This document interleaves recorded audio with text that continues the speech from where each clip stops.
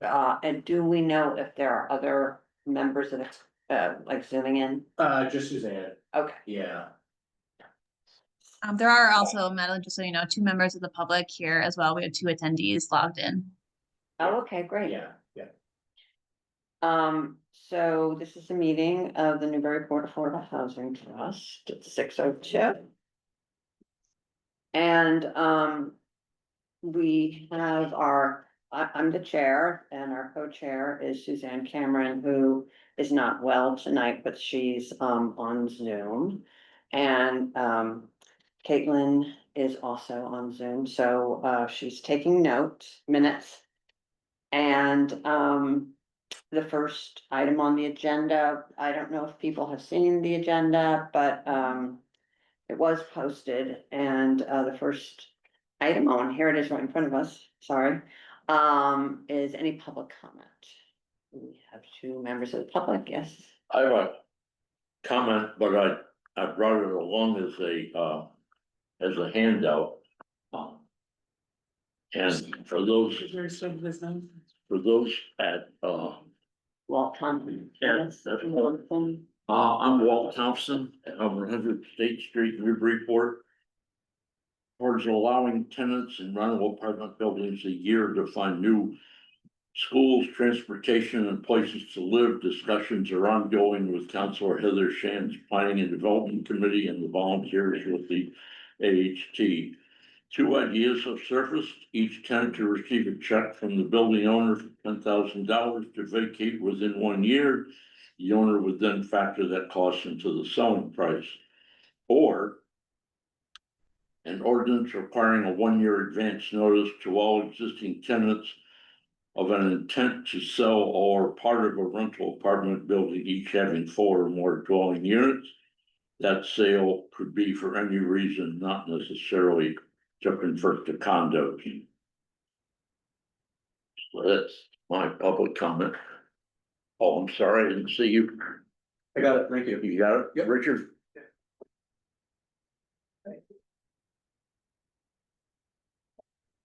Okay, well, thank you for sharing this with us.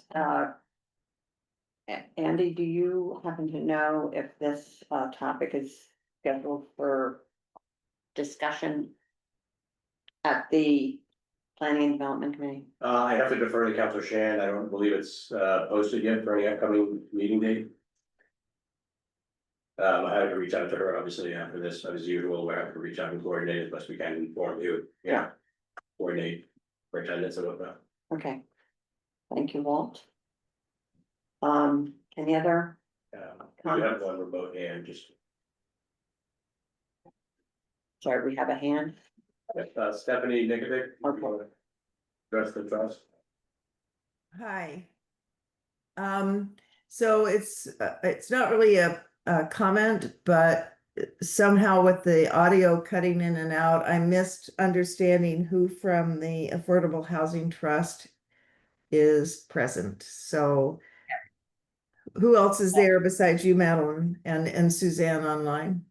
Okay, why don't we go around the room and have the members of the trust introduce themselves? Bruce Shapiro. Elaine Nickerson, Bob Courier.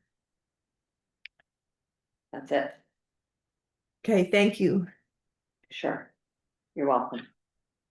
Just note for the record that Suzanne is with us online. Oh, thanks. Yeah, we had mentioned that, Yeah, right? mentioned her. Right, I did get that part. Okay, great. Any other comments from the public? That's our first item on our agenda. Okay, so the second item on our agenda is we are fortunate to have Lori Stewart from the city of Salem speaking with us about the condo conversion ordinance that the city of Salem recently adopted. And is Lori here with us? She's online. Okay. Yeah. And we had posted the ordinance as well as, I believe, some background on all the work that was done in Salem to enable the adoption of this ordinance. So Um, Lori, I'm sorry you weren't here to join us in person, but, can you, just give us an overview of what the, process was for adopting the ordinance, like sort of the background, and then maybe walk us through some of the primary provisions with the ordinance? I don't know if you want a little background from us on the situation here in Newburyport. I'm gonna look to Andy to just Yeah. give Lori a little bit of what our status is today. Yeah, so we have, actually, I can display it on the screen here. I think, Caitlin may already have, shared this, sorry, but we have a general ordinance section. Sorry, I have a couple of things that we're ready to share. So this is our general ordinance section, and it, does, standardize extension of some of the timeframes, and it does give, some mandatory requirements for notice and, assistance to the tenants, but doesn't necessarily, prevent, obviously, the conversions at the end of the day. But it doesn't go as far as the Salem situation, and so we have been discussing in several different forums here, the possibility of updating this ordinance, here in Newburyport, and a similar process, to have similar protections for Newburyport residents, in these similar situations. And so we're looking for insights from you on, obviously, the process. We obviously assume our process might not be as long, hopefully, because we should have followed, from that example, but, and one thing that's unfortunate is just that, this is a one-off, so it's, unfortunately, the authorization was not done statewide, for instance, so each of us, might have to follow as a local community, do the same process again, one way or another, with special legislation, but we're hoping to incorporate the best, of examples elsewhere here, and also to follow the process as efficiently as possible, whether it be the ordinance or the legislative process. So we appreciate, any input on that, so we can tie it in. And I just was gonna chime in that, not surprisingly, we have here in Newburyport lost a lot of our rental stock to condominium conversion. This is something we've been watching over the years with some level of dismay. Because of the affordable housing crisis statewide, right now, it's really a heightened level of concern. And so we really appreciate you sharing your experience in Salem and hope to learn from it. Oh, Do you- okay. And Yeah. are you ready for me now? Thank you so much. All right, great. Well, I want to start off by introducing myself. My name is Lori Stewart, and my title is Housing Stability Coordinator for the City of Salem. My position was created so that I could staff the condo conversion ordinance were it to pass. Both Boston, Somerville, and Cambridge all have really well built out offices of housing stability. And I've been working closely with those entities, and we worked very closely with Somerville on crafting our ordinance. My understanding is that you got some of the history of the ordinance. Yeah, It started in 2019, before Salem had a housing production plan. And there was an appetite in the community to work on improving our housing policy so that it would do a couple of different things. One, we want to preserve our rental stock. And there was also an appetite for providing more stability to renters in these situations. So back in 2019, the city, this was before my time, but the city had was working on inclusionary zoning and had a big event where many members of the community came. And we all I was at this event before I was hired. We all sat at tables and we discussed different housing strategies, and we noticed that there were a lot of people that were very interested in something to do with condominium conversions.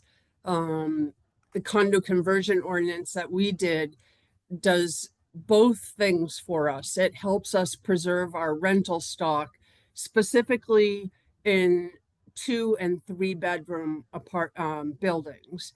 And it also gives us better tenant protections. And I'll go into that later. At some point after this forum, we looked at how many condo conversions were happening in Salem and where they were happening. And we had a person who was on our Affordable Housing Trust Fund, Christine Mador, who now works for Mass Housing, and she was a city councilor, so she was very knowledgeable, and she built out the framework of the ordinance that we have now. One of the things that she did that was pivotal was to come up with a chart letting everybody know from 2016 up until 2021 what kinds of units were being converted to condos, where were we losing them. And this gave us a lot of helpful data that we could use to then craft the ordinance. One of the reasons that it was identified early on that the state has a condo conversion ordinance, but that didn't really have any way to enforce that. So with Salem, that's when they decided that they wanted to hire someone to work on housing stability.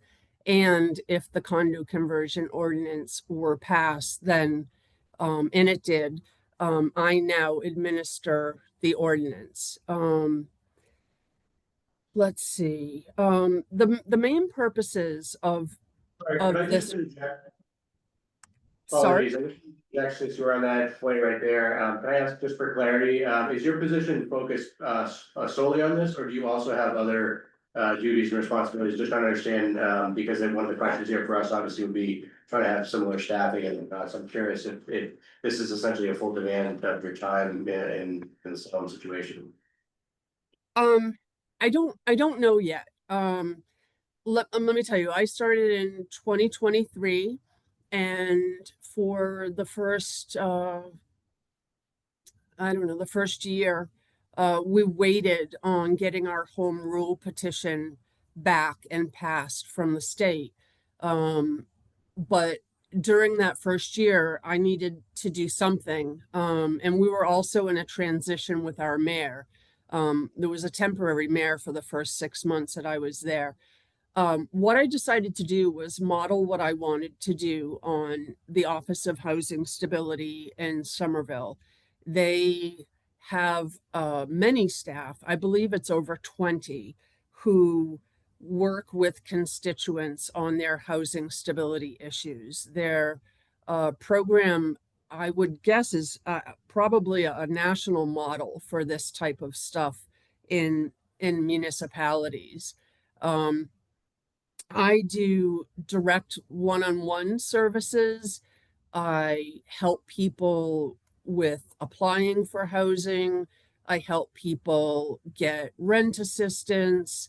I help people. We also have a housing stability drop-in service that predated me, where we have we contract with an attorney who works for the Essex County Bar Association, and she does 3 hours of housing stability drop-in service a week. And we use community development block grant money for that. So I came on after, and I was in addition to that, and because of my background, I have lived experience with housing instability.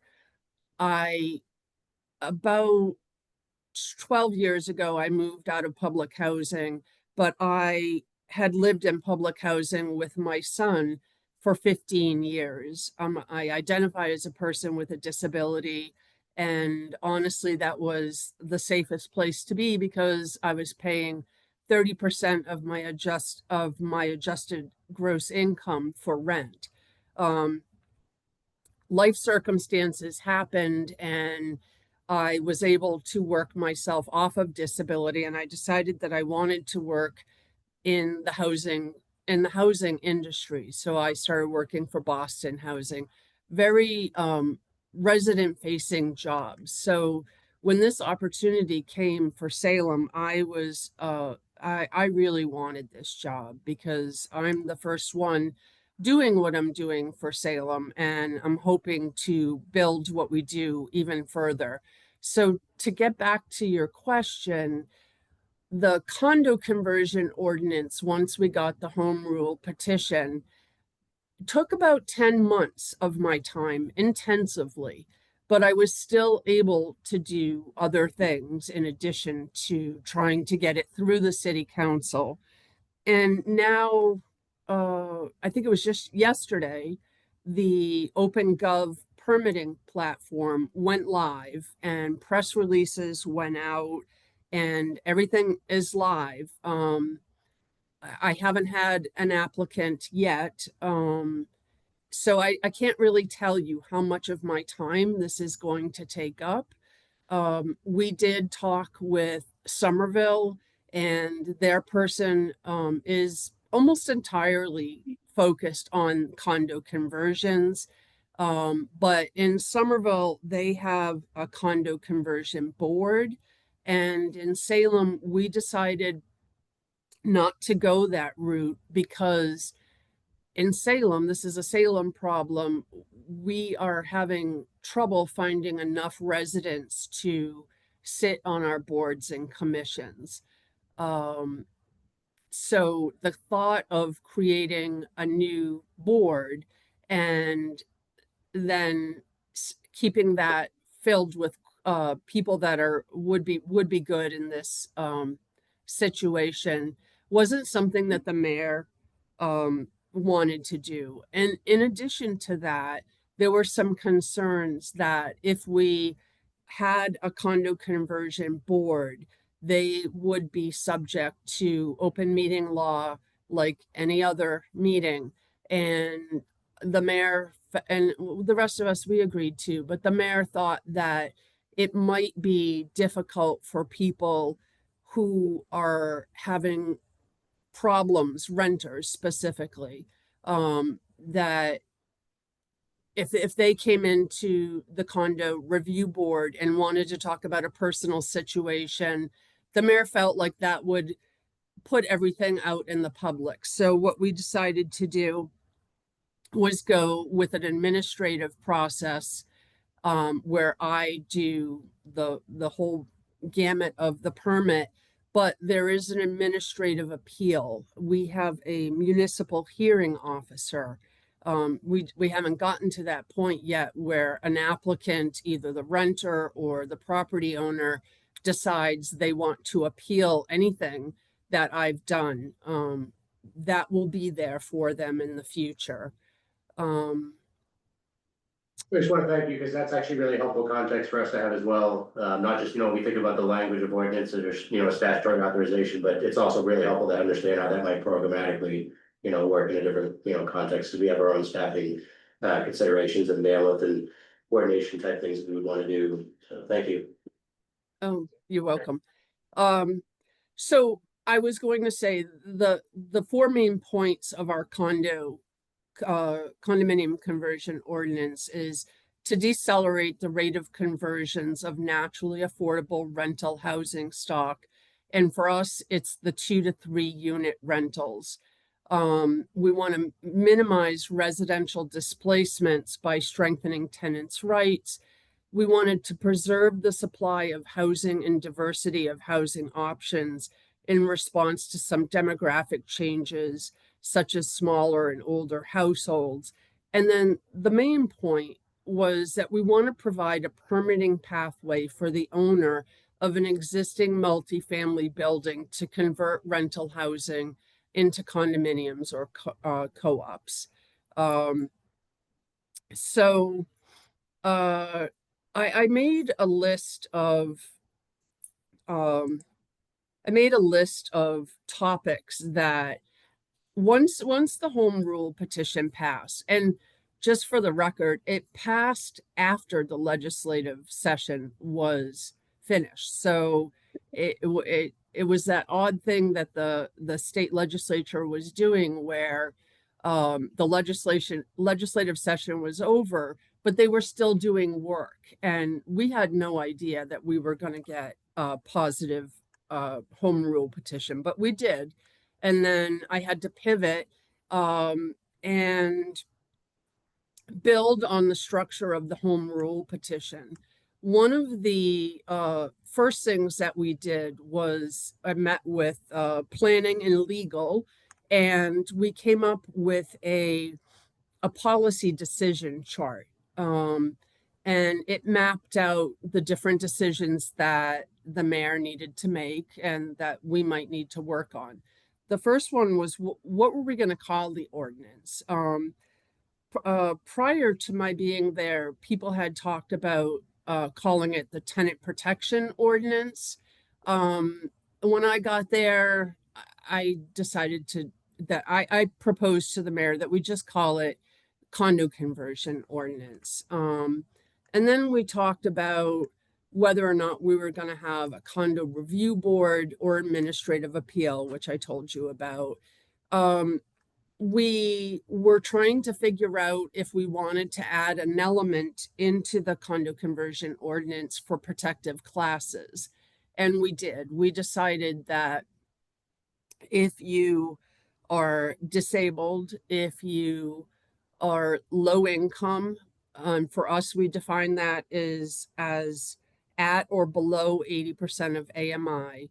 And if you're an older adult, and we decided to go with the age of 60, so if you're 60 or older, you qualify as a protective class in this ordinance, and you get more rights. Some of the rights that renters would get are the opportunity to purchase the unit. One of the main decisions that we had to make was whether or not we wanted the city to get the right of first refusal if the renter decided not to purchase the unit. And we opted to take that out. That seemed fairly controversial. Constituents were heard about it and were letting us know that they felt like that was just too much.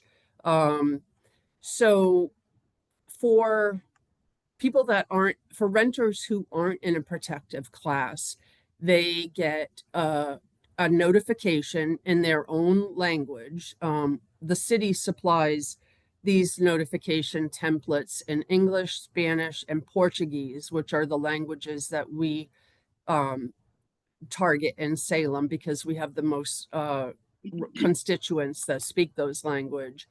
And so you would get a notice if you're a renter outlining all of your rights, and it outlines your right to have 120 days to purchase the unit. It tells you that you have 2 years to stay in the apartment. It tells you that during that time, there can only be minimal rent increases. And also that if you choose to not have work done on your apartment while you're waiting, then the landlord can't come in and start creating a construction zone for 2 years while you wait it out. And let's see. Oh, the relocation payments was something that we had to discuss. We decided when the home rule petition went through, the Affordable Housing Trust had decided on $5,000 as a relocation payment. And since the home rule petition had taken such a long time, we updated it to 6,000 and basically based it off of a lowball amount of rent in Salem at $2,000 a month. So first, last, and security deposit to help the person relocate. For protected classes, they get 180 days to purchase the unit, and the relocation amount goes up to $8,000. And if they don't find a comparable place to live after 2 years, they get an extension of an additional 2 years. The renters are allowed to break the lease, giving the landlord 30 days notice. Let's see what else I have on my list. I've addressed the staffing violations. We needed to figure out what we were going to fine people for violating this ordinance, and we went back and forth between $300 per incident, or what we ended up deciding on was $1,000 per incident. The application fee was another decision that needed to be made. I don't think the home rule petition had an application fee, but the planning department, the legal department, and I decided that we needed an application fee, and we set ours at $600. We looked at different cities, and we also did a very extensive cost justification memo for our presentation for the city council. One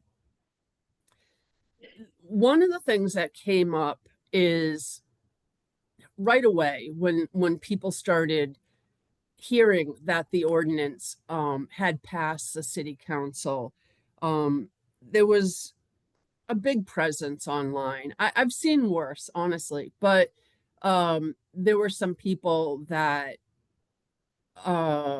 really felt like it was overreach, and the city had no right to do that. But there were also many people on the other side that understood that displacement is very painful. It's ugly. That, in my presentation to the city council, I was able to draw from my work with individual constituents to help describe the process of housing instability, the stress that it gives to people, the effects on people's health, the fact that relocation means you have to change doctors, schools. We were pretty upfront with the city council that we're seeing a lot of displacement. There are people in Salem that live in what we call naturally occurring affordable housing, and it slowly but surely, those the rents are going up, and we are seeing a lot of displacement. Another thing that I was able to describe in my presentation to the city council was I was seeing typical condo conversion evictions. And let me describe what those look like. I would get a call. It could be as many as 5 people in a building call me in one day saying, I have a new property owner, and I just got a notice that in 30 days they're raising my rent $600. I've actually heard worse, but those types of things where new owner shows up, the rents go up, and most people just can't afford to pay that big of a rent increase. We were seeing a lot of that, and hopefully this ordinance will stop that. One of the main points of the ordinance that we feel is important is that there's a 1-year look back. So if a person comes and applies for a condo permit, they have to testify that either the unit's been vacant, or if they say that it hasn't, they have to supply me with a whole bunch of documentation. Well, not a whole bunch, but enough for me to tell that the people that were renting before this condo application came in were not displaced because of the condo conversion. Because those people, that could be a reason to deny someone a permit. We haven't gotten there yet, but it seems like those people um, might be eligible for the relocation payment. So the first meeting that we had was to discuss the policy points with the mayor. We reworked the ordinance with planning and legal. And then my job was to educate the counselors on the latest version. I had 3 city council meetings and a committee meeting, a whole bunch of meetings with individual counselors, meetings and phone calls. Our condo conversion ordinance is complicated. And even though it had been before the city council to get the vote for a home rule petition, we had a lot of new counselors, and we really needed to educate them about the history of the ordinance and why we made the changes.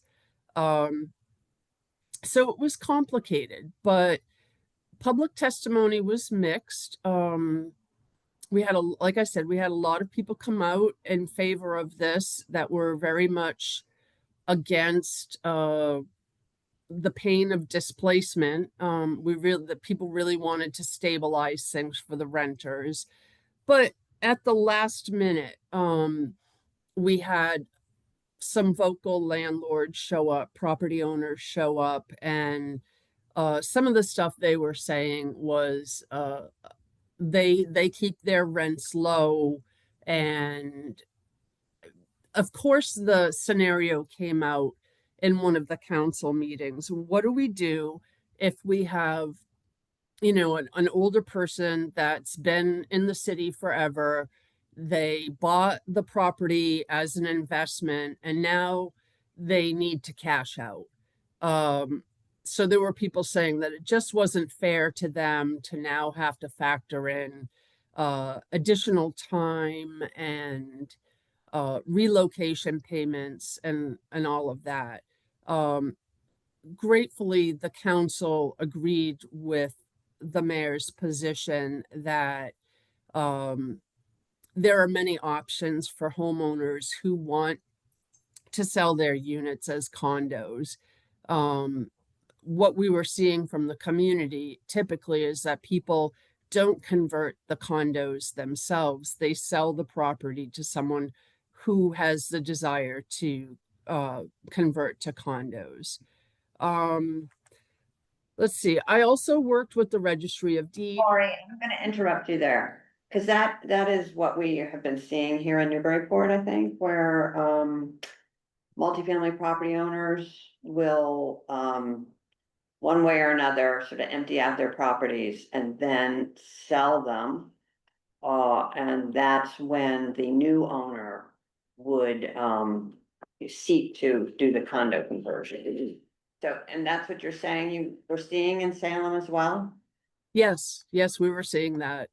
And so this 1 year look back is one way to address that? Is that what you're saying? Yes, in fact, we had some conversations with Somerville, and Somerville didn't have a 1 year look back when they first had their ordinance, but they discovered that so many of the condo applications that were coming in had vacancies, were vacant, that they thought it was suspect.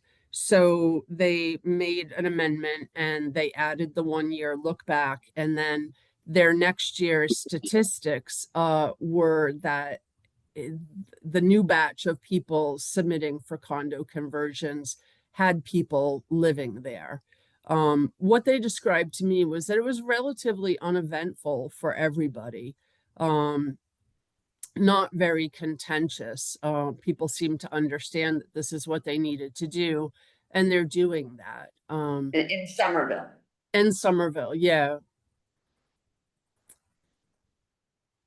So, um, I worked with the Registry of Deeds. One of our biggest fears was that we wouldn't get cooperation from the Registry of Deeds, that they needed to understand that Salem now has a condo conversion ordinance, and that people who would normally show up to the Registry of Deeds to get a condo doc would now need to have a permit from Salem. We were very happy that the Registry of Deeds worked with us, and they will also be doing a press release to the Essex County Bar Association and the North Shore Association of Realtors. Some of the other work, real quick, is that I had to do was build up a website for build up a page on our Civic Plus for condo conversions, and I based a lot of what I did off of what Boston and Somerville has. And then I worked with the IT department to build out the Open Gov permitting platform. And then press releases, and another way that we're trying to get word out to property owners is an insert in their tax bill.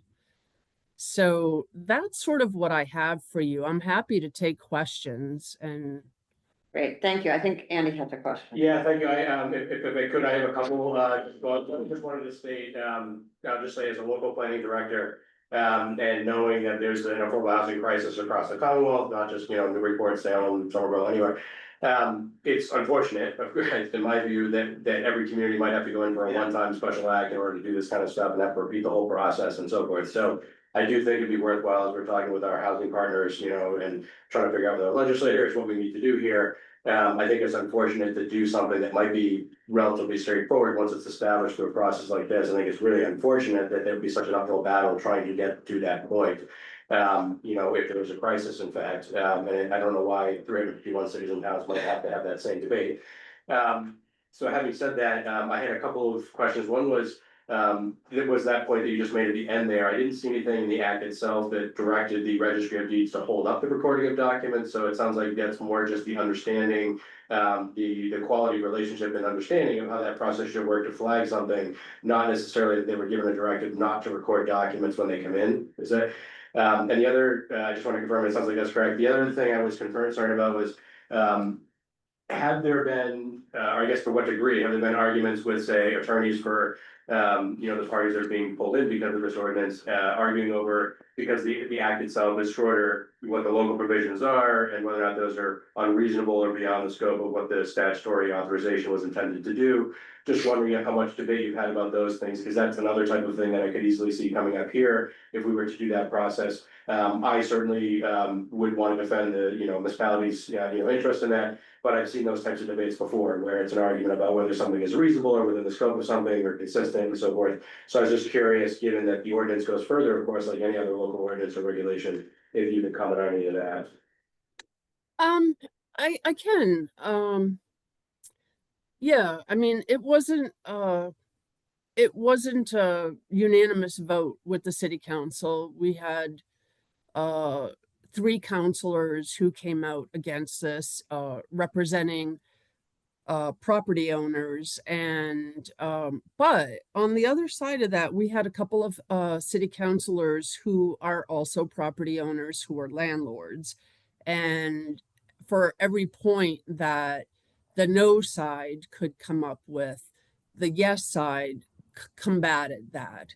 I think one of the ways that we tried to talk about this is that, yes, property owners have rights. It's their property, but they're renting this property. And the way I see it, it's sort of like consumer protection. There are tenant laws in Massachusetts, and we have strong ones. And we even have a condo conversion ordinance on the state level, but we didn't think it went far enough. So, yeah, there were some people that were angry, but there were a lot of people that were happy. And Salem is, I'm not sure how to describe Salem, but we have a strong sense of, we have a lot of renters. One thing I noticed about Newburyport, and I don't know if this is, I just Googled, but it said that you have 70% of your residents are owners. In Salem, it's not, it's much more equal. About half of our constituents and residents in Salem are renters.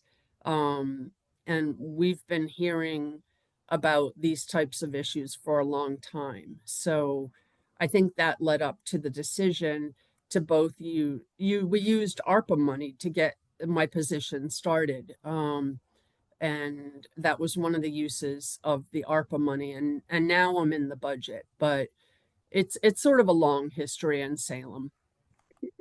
Yeah, thank you. I appreciate that. I wanted to just make sure I understood, and wanted to distinguish the adoption process and sort of politics that can sometimes really, come involved with that versus after the ordinance or regulations adopted and then having a debate with an attorney about the actual, applicability or enforcement, or defensibility of some provisions that are in there and so forth. They're just wondering if there's been arguments about the legal provisions in there, not just about, say, whether it's reasonable at the time of adoption as a policy. I see. Yeah. We did have those discussions, and I'm not sure how big of a legal staff you have in Newburyport, but we have a city solicitor and assistant solicitor, and the city solicitor gave me a lot of her time. And in addition to our city solicitor, I came to this job with a lot of connections in the housing world, especially around legal issues. I've worked closely with the Mass Law Reform Institute, Greater Boston Legal Services, and I was able to run a number of issues past a gentleman named Mac McCrate, who is retired but is still affiliated with the Greater Boston Legal Services. So we had a lot of legal review, and I haven't heard anything to the contrary yet, but more shall be revealed. Thank you. Yeah, thank you. Because I imagine that I can see, with the strength of the real estate market for housing, of course, properties, here in Newburyport, obviously, just having some challenges to those types of things, getting into the weeds of those debates too. And so, just curious how much time and bandwidth, had to be spent on that and how many arguments, there might have been.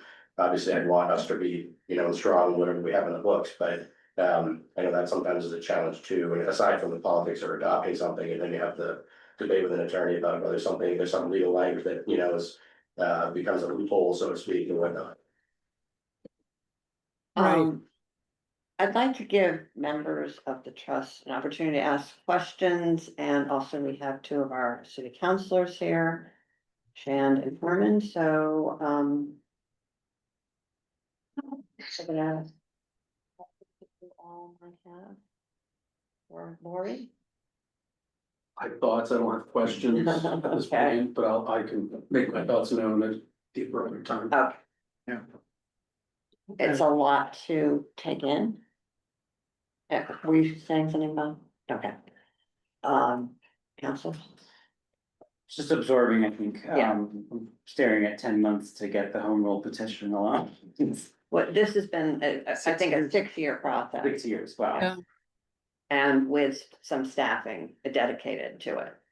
What's interesting here, it sounds like you had the staffing, because it was a recognized need and, and all that, you had the staffing in fact before the ordinance in the books. So. Yeah. Right. I think there was a desire to have more work done on housing stability. Housing stability really, the Office of Housing Stability in Somerville and Boston, they've been around, but they really took on important roles during the pandemic. The office in Somerville and Boston, they do things like municipal vouchers for rentals and things like that. They're very complex, the offices and what they do.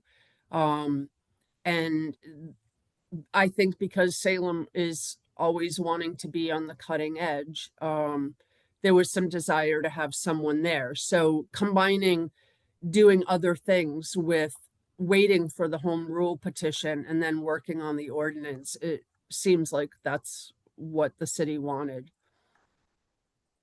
I'll just say, offer one of my thoughts, one of my comments, just based on this issue specifically on the staffing and the things, I think. I used to work for the city of Salem, the planning department there, I understand the level of sophistication the city has. When it comes to public policy, on this level, and of course, Somerville's, Boston, same thing. I think Newburyport, with all due respect, I just think that we're a little limited in our reach to do things like this. In terms of staffing issues. So I think it probably, it rises to the level of other, decision makers in town to maybe do something on a regional level. Looking at something at potentially like a regional housing stability office combined with, say, Salisbury, Amesbury, maybe even West Newbury, and sort of coalescing some resources in the region as opposed to, because I think housing stability is really more, it's not Newburyport specific. I think we're seeing this probably in many, if you were to, have this conversation with, say, the mayor of Amesbury, I'm sure she would have some of the, some similar concerns that we probably are seeing here. That's my thought. And there are economies of scale, right? Exactly. That's right. I just wanted to know for the chair that we do have a hand raised, I know we took. Oh, okay, yeah, please. I can't see it. It's Jenny Dunn. Oh. And, Jenny Donahue, you've raised your hand?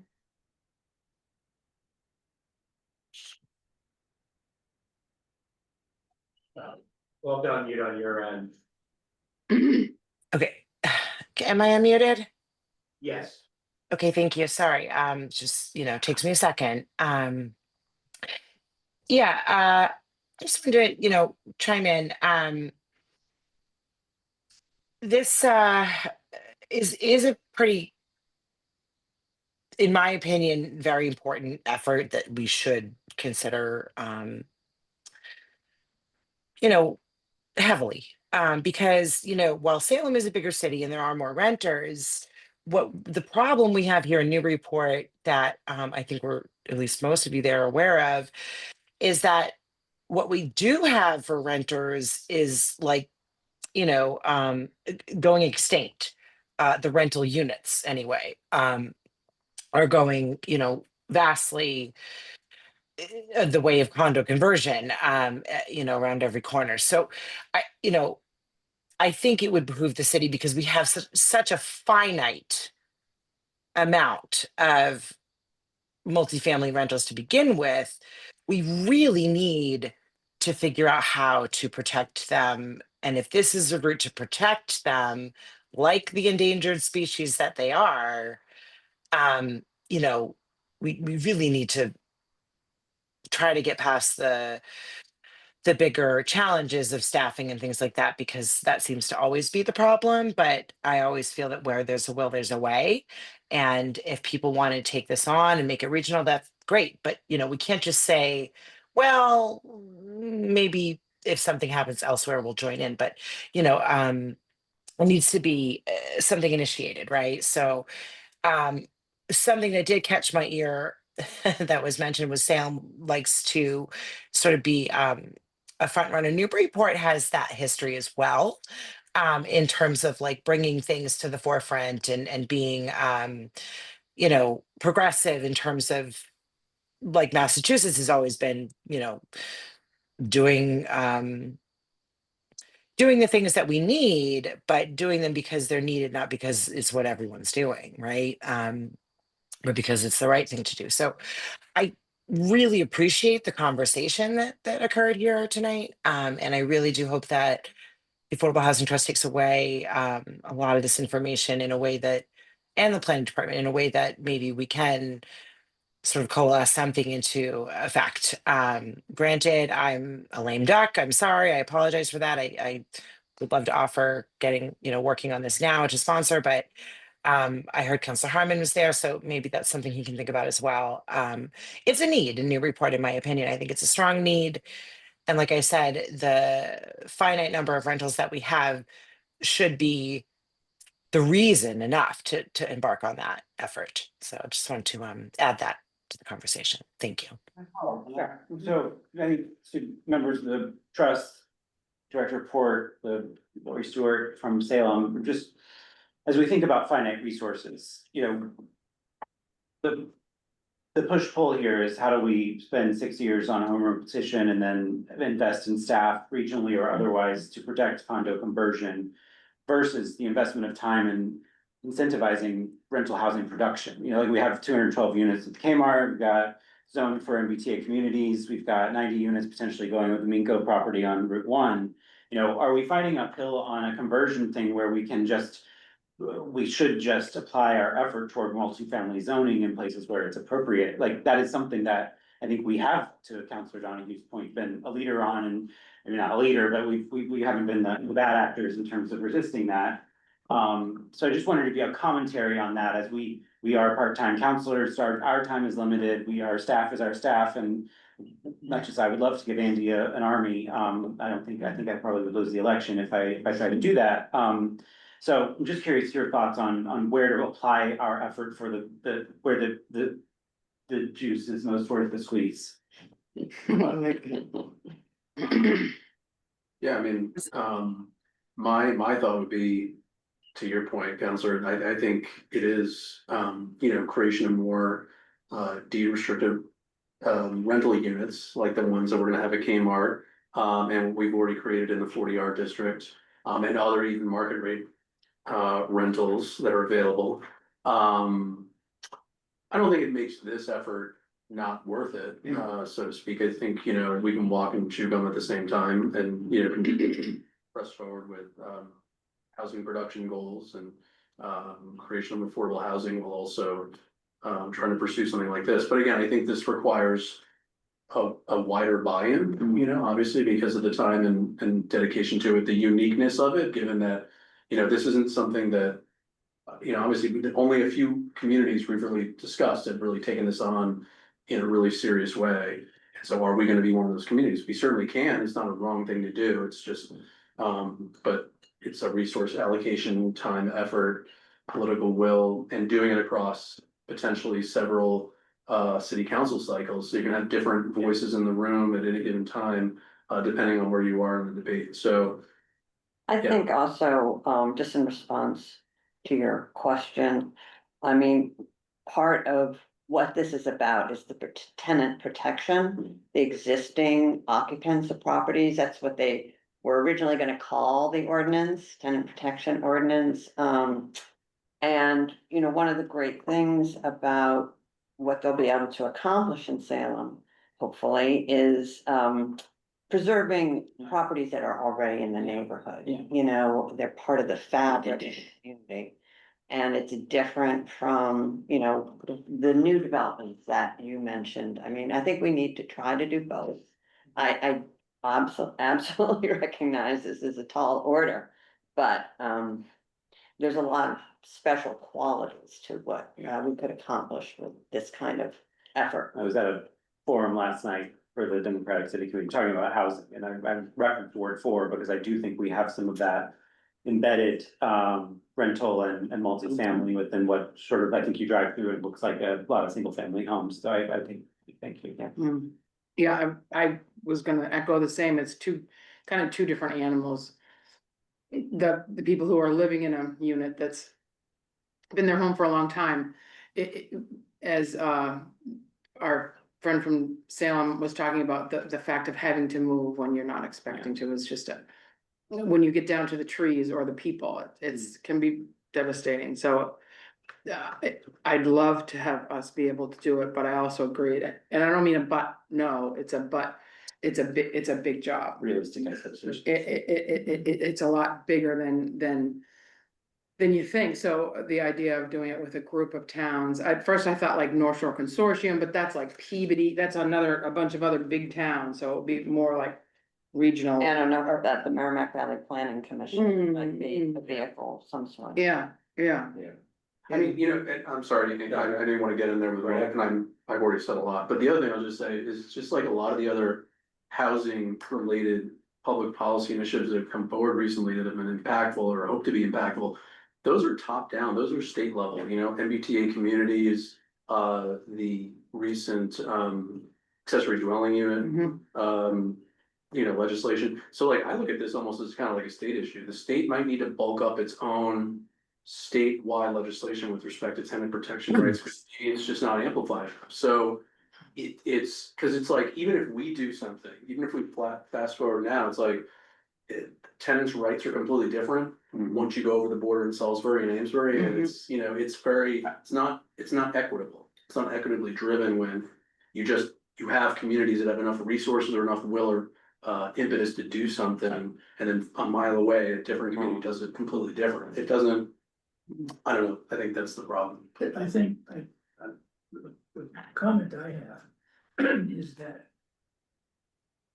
the people who live in this town that are now elderly, and they're living in, they downsized, or they're sitting in a home that's vacant and they're the only ones in it. They're the people that changed this city. This city was a complete dump when I moved here 50 years ago. And the people that helped bring it back, the people that fought to bring it back, are now my age. They're 80 some odd years old, and they should not be forced to be moved out of the town that they rebuilt. And we've got to come up with some type of ordinance. It can be brief, or it can be just something. It says, okay, hold it here, folks. We've got an ability to slow you down a little bit and to give them a chance to hang in there. Otherwise, it's just like that building at 105 State Street. It kicked all 14 people, gone, bye, poof. Sure, get out of Dodge. So they're gone. And that's not nice. And I don't think that it's nice to do that. I think we need to do something. That's all. Go ahead. Andy, I just want to say, I don't think anybody in this room would disagree that we should, be great to have this tool, be able to do something. I don't think that's the debate necessarily, but I do want to agree with something that Andrew Shapiro had suggested, just that, again, what's good for the goose is good for the gander. So if this is really a statewide issue of affordable housing, and you can have a spectrum debate about how much, latitude, and whether it's, MBTA communities or some other, have that whole debate, fine.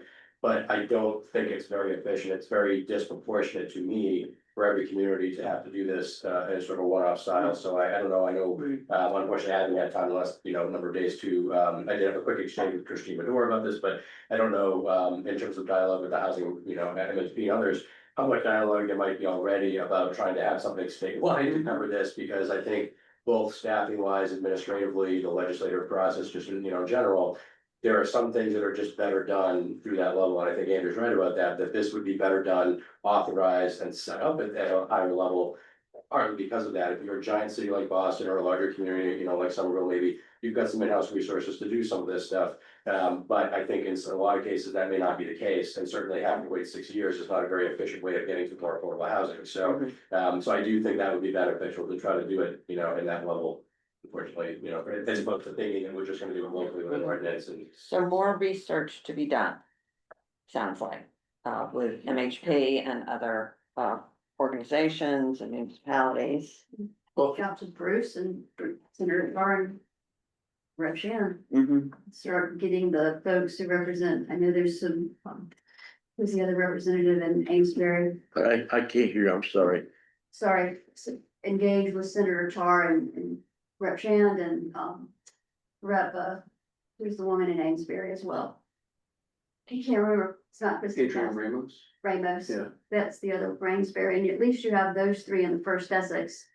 And that covers those three towns. I mean, I think when folks leave Newburyport, they go to Salisbury and they go to Amesbury. Mhm. I think those are the core three right there. I mean, at least that starts with the core we have in the state delegation that, they're local.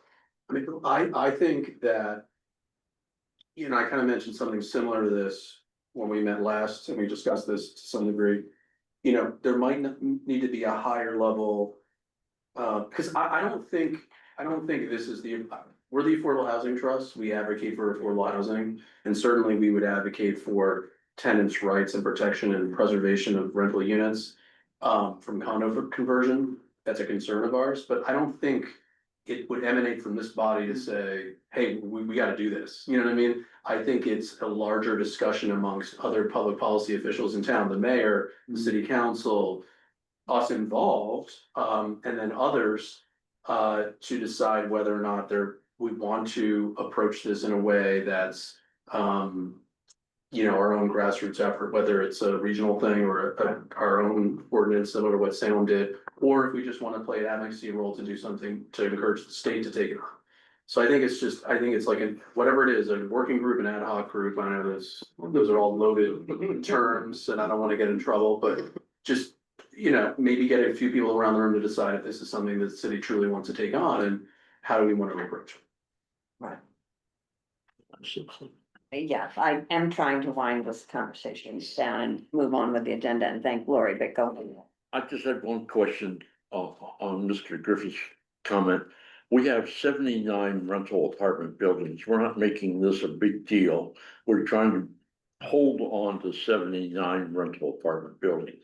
It seems like with a couple sentences of an ordinance, we could affect that. I'm just trying to encapsulate it into 79, not the whole. But it sounds like we still need the same process as. right, we would still need Yeah. a authority to be able to do that. Oh, you. So it's almost better to do the whole thing. If we're gonna go take the effort to get a home rule approval to move forward on this type of thing, we should have something that broadly covers, anything like this. It's my view. I just for the record, just to be clear, because our office is sometimes burdened, and I know Professor Hubbard did reference that earlier. I would love to help out with this. I'm more than happy to work with, with our reps and so forth. The last special access fee that I worked on was related to the Sucker One from the NRA dissolution. I'm more than happy to work on this, but I would prefer to make sure that we're sort of on the same page about what the parameters are, so we're not having an endless discussion, having to circle back and, because the legislature will need some kind of idea of what our parameters are gonna be, if it's not just the language here, and we're gonna have to work out our own ordinance and provisions, whatever that may be. And also, sorry, I just lost my train of thought. I'll just leave it there, but my biggest concern is just making sure everybody's on the same page about this and that the sort of support will be there, the bandwidth at the end of the day.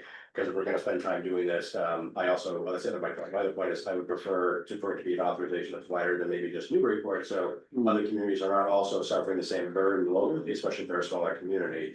I'm happy to do all this over again as well. It would make a lot more sense to me if it was a special authorization for our reps are able to help and reach out with others. That it could make it a wider authorization perhaps than just doing this just for Newburyport.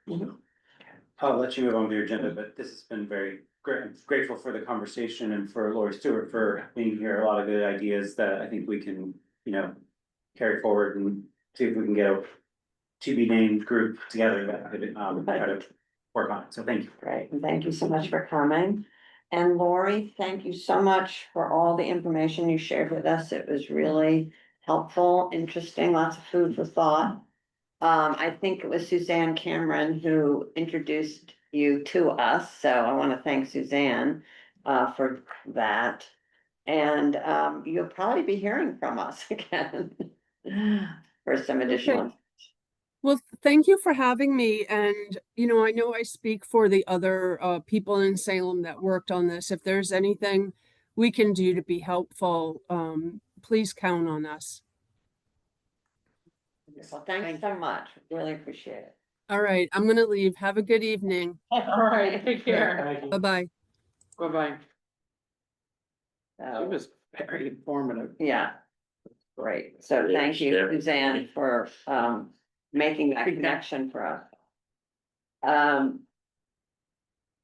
So next item on the agenda is the Woodman Way unit.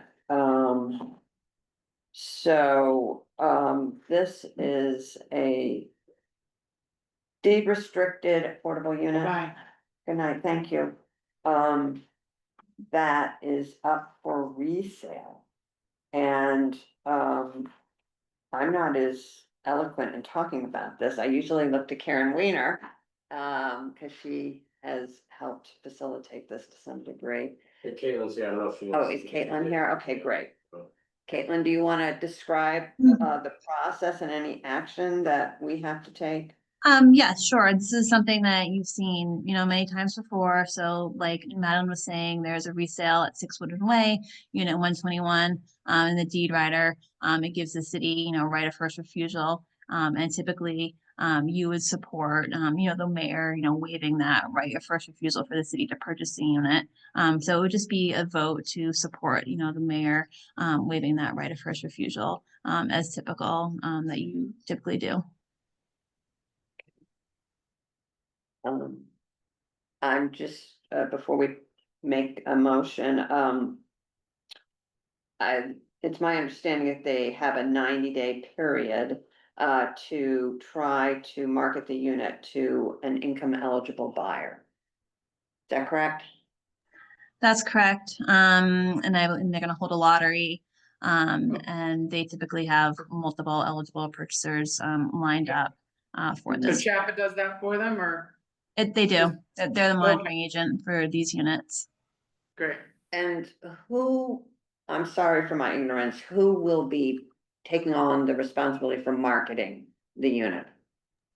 That is Chapa, That's but we also do that, here locally. We send out Right. notices and we have our, eligible buyers waiting list, as well. Okay, yeah, I just want to make sure that we make whatever effort we can not to lose this unit and to market it as effectively as possible. Yeah. Well, to that end, I was just gonna ask, is there a risk to not waiving yet? And do they need us to waive before they start marketing it? No, it doesn't sound No, like. they've already begun marketing that. Okay, they already started. yeah. I guess what I'm getting at is, like, what if?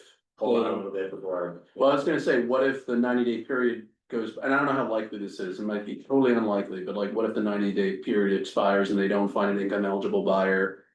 And then, okay, now it's a market rate unit, so then maybe it comes back to us and we can make a play to, I'm not to say that we'd have the resources to do it, maybe it doesn't make any sense anyway, I'm just throwing it out there, that, is it? You know, in terms of the order of operations here, should we hold off on waiving the right? I'm asking. Taylor, do we have any idea what, indication like how soon we would be able to get an answer as to whether or not they've got anybody, right? That's the. they have till I November. can find that out. And typically there's, a dozen or so eligible, buyers for this. That's why they always have the lottery and people are lined up, and numbered 1, 2, 3, if one falls through. But I can find out for, the trust, how many people they have in line for this unit, if that'd be helpful. Okay, thank you, because I guess in essence, we're talking about like, the potential, let's say, for a housing trust meeting before that deadline. Where the trust could, still have that option available, right? So. Right, I mean, I would think too, it would just be a matter of us doing it before, I would assume, the closing. Yeah. So as long as we can do it before they close, although I'm sure the buyer wouldn't be comfortable. Moving towards the closing if they didn't know if we were gonna waive or not, Well, I but just wonder how often does it fall through? I mean, it's hard to buy a house. I don't wanna make it harder for an eligible buyer to buy. You've had us in Newburyport, and I'm trying to But I'm remember. not sure it was at Woodland Way, I think it might have been. It wasn't, Yeah. yeah. It's at the Foundry Yeah. property, I think, and they have a different deed restriction, I think, I don't know if that played into it. Right. Can I ask a question? Yeah, Is this a good way to lose affordable housing? what does that What do you mean? mean?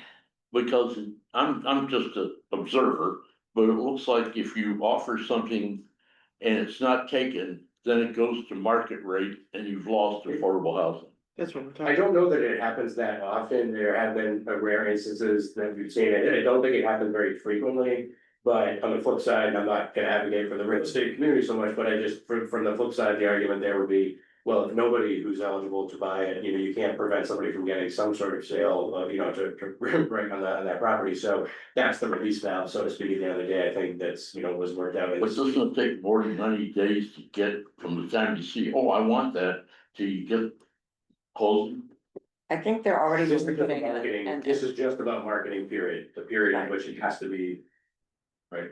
So affordable housing would be lost. No, you can If there is not a tenant that is The eligible. marketing period ends November. yeah, so you have 90 days to find someone who makes an offer essentially. Right. And That's that's not a not- closing date per se. Yeah, Yeah. that's, well, you're shaking your head, but that's a long time. Yeah, that is a That's an long time. extremely long time in real estate, I mean, and I just hate to see affordable housing. Yeah. I. That's our whole point. I think we share that concern, I mean, that's why I'm saying what I'm saying, what I'm saying is there any? value to holding off on waiving. Because if in the scenario that you're contemplating, which I was contemplating initially too, for some reason they're not able to sell it to an income eligible buyer, we still have the right retained as the city or the trust to potentially purchase that property and keep it on the rolls. Right. Throwing it out. Yeah, I think that personally, I think that's fine to postpone this, but I think it would be great if Caitlin could ask Chapa if they have any concerns. We don't want to do anything that would potentially put a cloud over the prospective sale to an eligible buyer. And we certainly can plan, well, it says the marketing period ends in late November. I was gonna say but that's not that far away, so we would wanna make sure that we They've already meet. started. Right, I know, but Yeah. we wanna make sure that we meet, Yep, and address the matter, and just get back to us, Caitlin, and let us know if Java has any concerns Sorry, about I us have one more delaying this, yeah. Question, I'm sorry, I'm maybe totally in. Is it our right of first refusal, or are we recommending the right be waived to the city council / mayor? Because that's another I step. think it's the mayor. The city's right of first. Right. But are we the one, are we in an advisory role here, or are we actually initiating Looking to Caitlin. are we executing the waiver? Caitlin, do you have an answer? for Yes, Jim? it's an advisory role, and so the mayor would be the one waiving the right of first refusal. Yep. And then also I just looked for the last lottery, just to give you some context. The last lottery we had, there was 11 eligible purchasers for a unit, and so they had 11 people lined up, should one fall through. So it's highly likely they will find someone. But like you said, we can hold off on this action right now. Yeah, the only reason I asked about the advisory thing is because that's just another step. We're not the end of the road. Right. We're, you know what I'm saying? Right, well, and the important part about that, and we've got you brought that, the important part about that is you're talking about appropriation of funds, right? So you're talking about city council meetings, referrals to committee, whatever that process is, where those funds come from. All that process and timeline needs to be taken into account for the mayor to be able to actually proceed and, commit to, something like that, so. Okay. Where the housing trust could, if they had funds could appropriate, but that's different. So Caitlin, you'll get back to us about whether or not there's any concern that Chapa has with us delaying this vote, and we'll be sure to act on it in a timely fashion. Caitlin, who is the brokerage firm that's handling the sale? Excuse me? Who is the brokerage firm handling the sale to the owner? I'm not sure. I can find that out as well. Okay. Okay, thank you, Caitlin. So the next item on the agenda is, I'm looking at this. Updates. first member, right? Thank you, yeah, Bob. You're on. Okay. Do you want to talk about the senior affordability task force and about your thoughts on a letter to the ZBA regarding Plaza Landing? Right, I went to the ZBA hearing on May 24th. Or June something, whatever it was.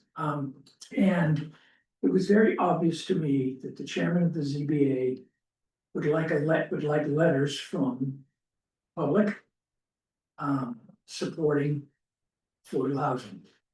And I think that the way my discussion with using general terms, the attorney for them, Lisa Reed,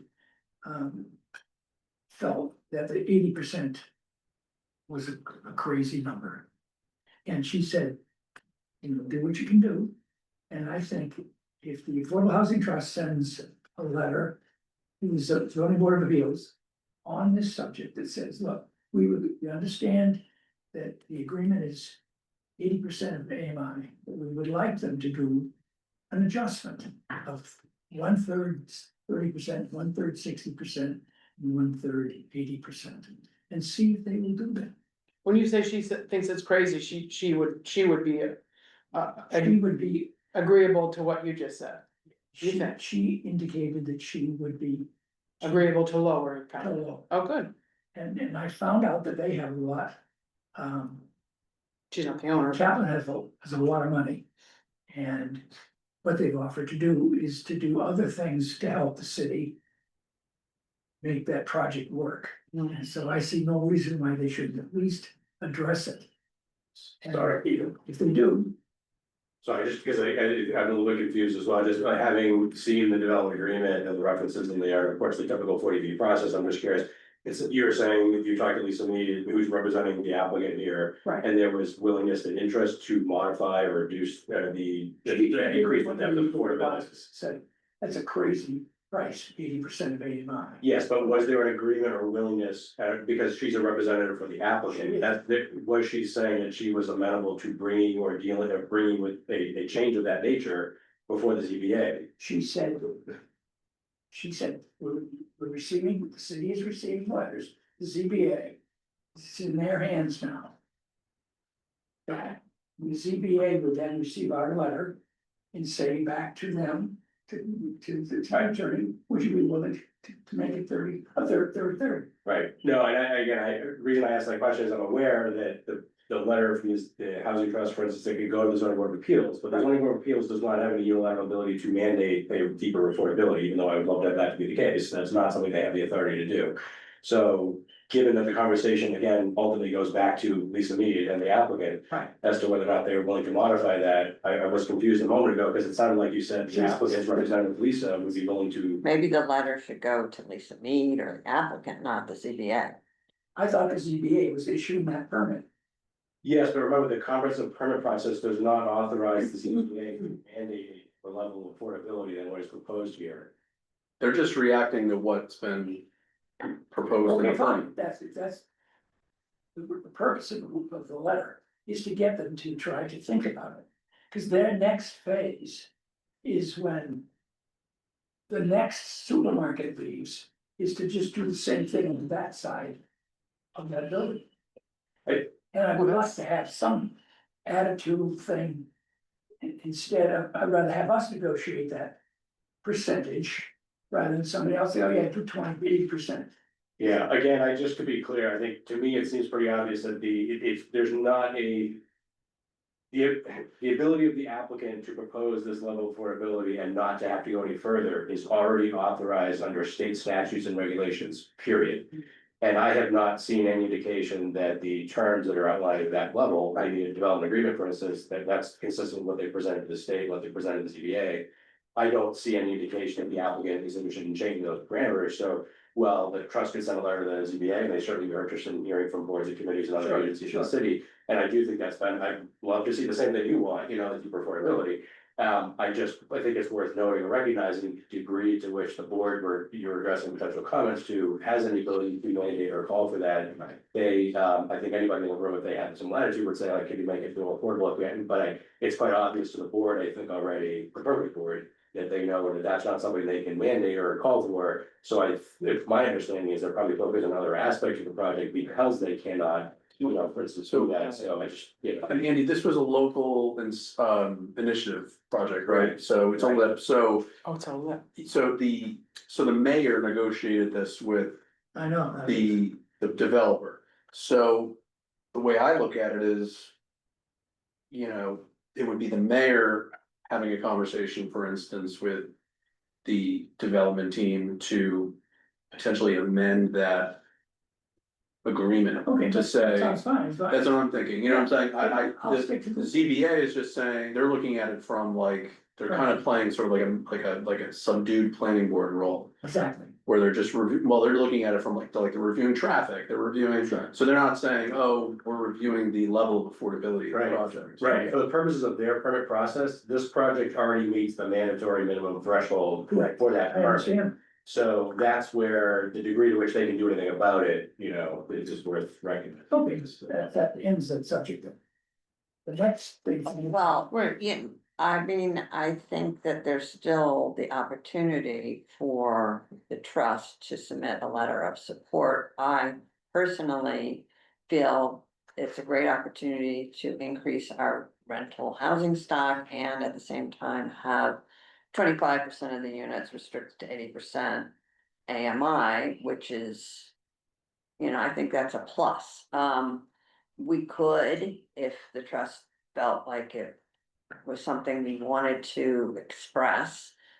Mention that we feel that the 80% AMI is high for Newburyport and that we, want to just express our sentiment that we would prefer to see a deeper level of affordability.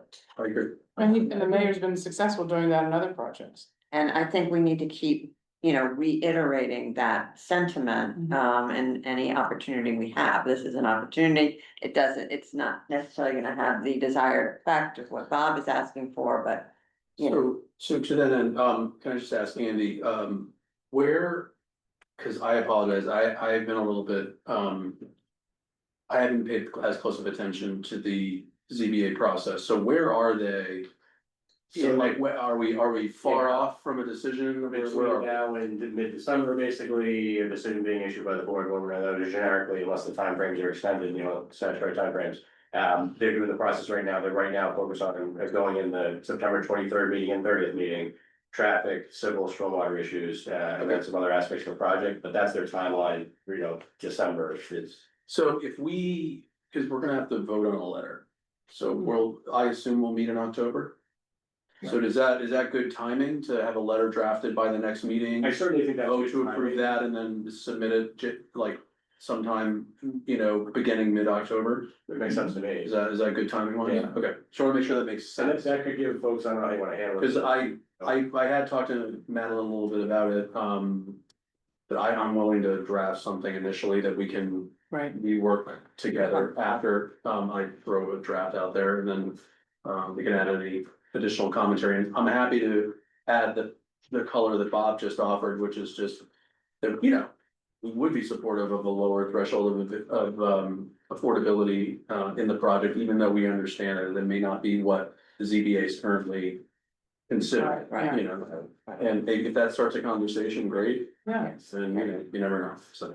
Well, the reason that's important is because their next phase is that next big blocky building, and I want that to be all 30 and 60%. You mean where Shaw's is? Shaw's is going You know that or you think that? there. Have you ever taken a look at the? I'm just asking if you know that. I mean, we all thought that Harris was gonna be president, so let's just, do you know that? If you look at the amount of people that are in there, and the amount of business that they do, there's no reason in the world, other than the fact they have an existing lease. Okay, I mean, leases. so we think that. Give it then Trader Joe's would. They're going. Problem solved, don't worry. Whole Foods. Okay. Well, Yeah, okay. yeah. Thank you for bringing it up, Bob. The other thing is, since you all know, I'm a member of the Senior Affordable. Yes. Task Force. Right. We had our first meeting September 4th. And it was basically all the city departments that met to try to discuss, to review existing policies, ID barriers and groups, and develop recommendations that help eliminate the stressful condition for seniors in housing. And that's what they talked about. So, my personal belief is we should do three things: to come up with a source of revenue that helps the seniors get credit, just like Cambridge does. Cambridge gives every homeowner that's elderly under some conditions, $400,000 credit on their assessed value. Mhm. So that reduces their taxes. Taxes, yeah. 3,700. So the second thing is, we have that pool money. Second is to finance the ambulance, which almost pays for itself. So that the elderly don't have to wait for an ambulance. So in the last 8 weeks, have had to call for an ambulance 3 times. Mhm. And once I've had to wait for 28 minutes. Now, what happens if I had a heart attack? I wouldn't be here. So we need to have our own ambulance. So I come up with a way to finance this and to source that money for the mayor to do it. The third thing we need to do is to come up with a source of funds for the Affordable Housing Trust. And that is the Airbnbs need to pay a tax on their units to go into affordable housing that we will manage, we can maintain. Then we come up with a unit for buying something like that, if we so choose, if there wasn't 13 people in choice, we could buy it. We have the money. Well, and by the way, and I don't wanna. Go ahead. I don't wanna steal your thunder, so I think those are all great things. You know, I think there's opportunity, like, it's a lot of money, but you know, every now and then you'll see like a.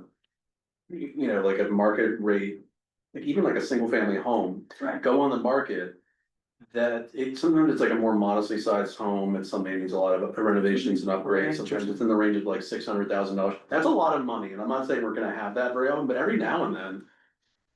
You know, is there ability for the trust to If we put a sort of range, purchase a unit? Before it gets smacked and then made into. Right, and then you turn around and you get like a nonprofit involved to maybe do some renovations and hopefully rent it out or resell it for, you know, reasonable rates. it's just a choice. Yeah, so it's a possibility. Yeah. Just on the ambulance thing, I think that's a good idea too. Yeah. Something to consider though, when the total cost is It's about- staffing and training, Staffing and training, they've and already trained everybody. obviously buying an ambulance or Right. two, whatever, Right. however many.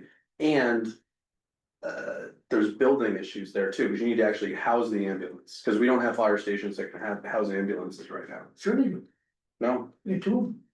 no, they Yeah. just build one, but they're built for the current configuration, which is Right. just emergency But then response. what then, there's an engine in there and there's a spare engine. in there. It's just a spare, Oh, okay, it's not manned. so we could actually do that. Yeah, so you put an ambulance downtown to start. It costs about $1 million for the manpower and about 550 to 600,000 for the ambulance. Which they can do by lease purchasing instead of going out and spending a bond for it. Yeah, And lease purchases take the sting out of it, make it work. I would suggest on the Airbnb, I would suggest that you maybe contact Mass Housing Partnership Fund. To find out other municipalities that do that. Yeah. I know that Provincetown does it. Yeah. They have a very strong Gloucester. market, Gloucester but, does it. okay, so I Oh, know that Gloucester does it. So, yeah, I mean, looking at what other municipalities are doing, for But the example. thing is, the key is in Christian Sear was there, at the meeting he ran.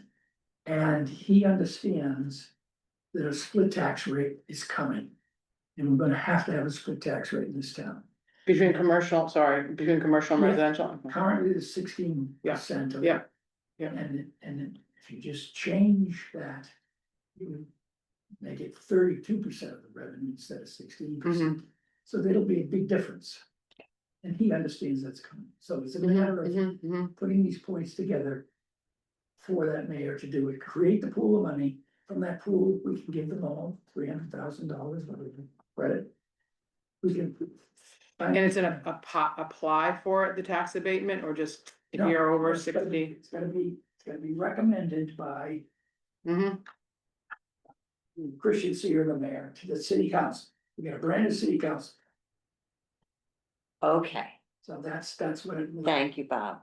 Thanks, Bob, for calling. Yeah. There's another meeting coming up in another week, and Wow. I will let you know. Awesome. Okay, moving through the agenda. Updates from co-chairs or planning department. I don't have any updates. I mean, I'm sure we probably will say something to Suzanne. I just wanted to say thank you to Suzanne. Okay, yeah, we haven't made an announcement Yeah, here. yeah. Yeah, I unfortunately just wanted to know, Mayor unfortunately couldn't be here this evening, but he did wanna, obviously thanks Suzanne, so. okay, yeah, so that should be my update. Yeah. I'm sorry. Long day for me. That's my excuse. Suzanne has announced her resignation from the trust. She's been on the trust, I don't know, 10 years, almost since its inception. And it's a big loss for us, but she's done her duty and more and contributed in so many ways. And I also can't help but think that she'll be rooting for us. Suzanne, I think you're still on. Do you want to say anything? Yeah, hi everybody. Sorry, I was diagnosed with the flu today, so it's been a rough couple of days. I missed last night and I'm missing tonight, and so it makes me sad because it's it is my last meeting as an official trust member. But I just want to say thank you to everyone that, certainly the planning staff, Kaylin and Andy and Madeline, you've been a great co-chair, and the rest of the trust has been amazing. I am so proud to say that I've worked with this body for so many years. I think it's between 10 and 15 years now.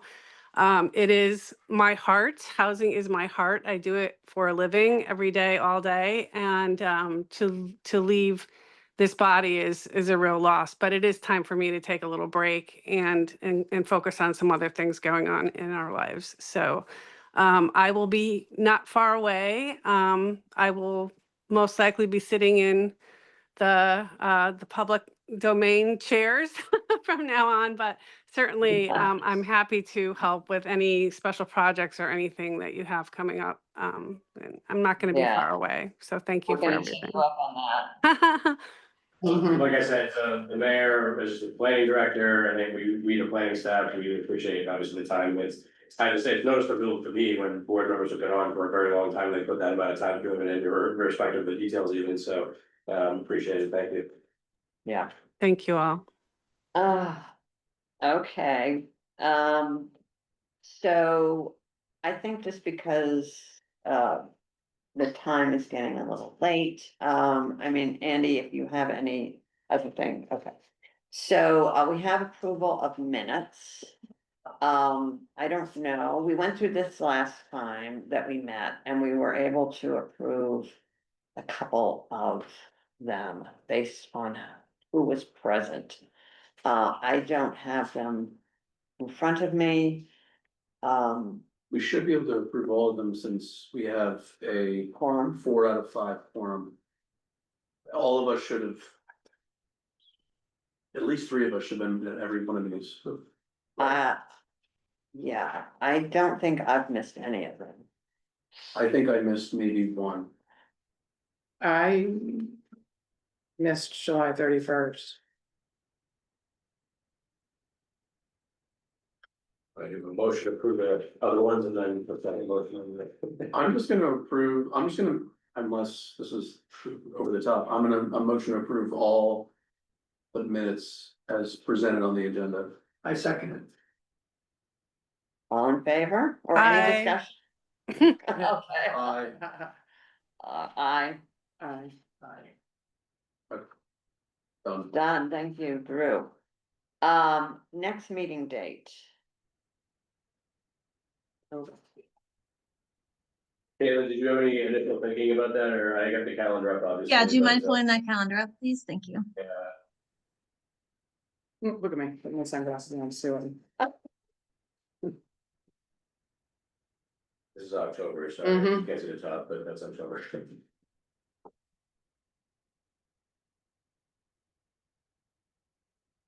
Is there any chance we could do a Thursday night instead of a Wednesday night? or Yeah, that would be good for me.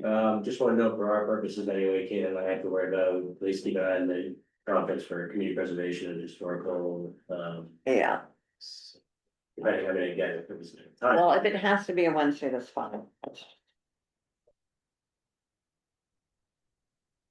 It feels like it's too soon, or is that? I'll be away the 8th. Other than that, Let's, 22nd is okay with me. it's fine with me. Okay, I think we have to check out. our road, that but- sounds good to me. Yep.